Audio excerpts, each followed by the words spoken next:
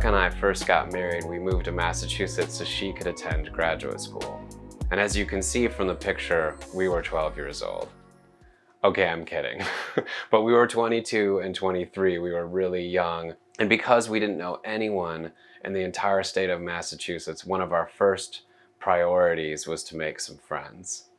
Fortunately, Rebecca was in graduate school and she started getting to know people in her program. And pretty soon we had a group of 4 young couples who were going to get together socially and work through a book on marriage together.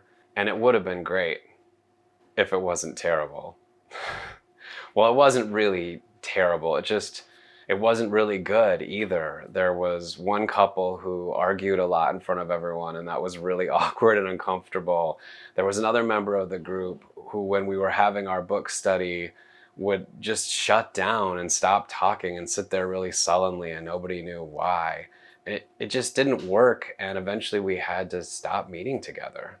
A couple of years later, we moved a couple towns over to another location and joined a new church. And at that church, we were asked to lead a small group for young couples. This, it turned out, was a real band of misfits. We had people from 5 different countries, including a woman named Elaine from Ireland, who is still one of the most sarcastic people I've ever met. Even though it was a couples group, we had a single guy from Sri Lanka who attended the group quite often. We had people with graduate degrees and high school diplomas. We had people who had money. Most of us at that point didn't have any money. We argued sometimes when we would go camping. We had disagreements about whether or not it was okay to burn plastic in the campfire.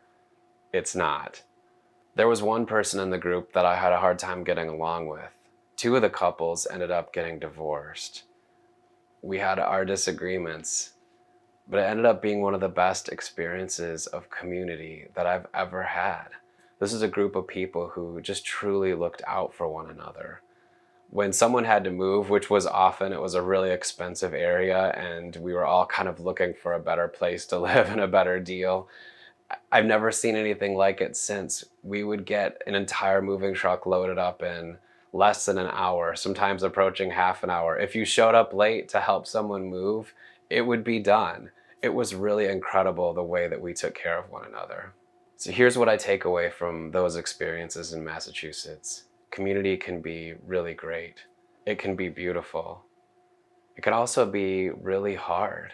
It really takes a lot of work to develop a strong community, a shared group of people living life together. And that brings us to our first Chatterbox question. Have you ever tried to find community in a new place?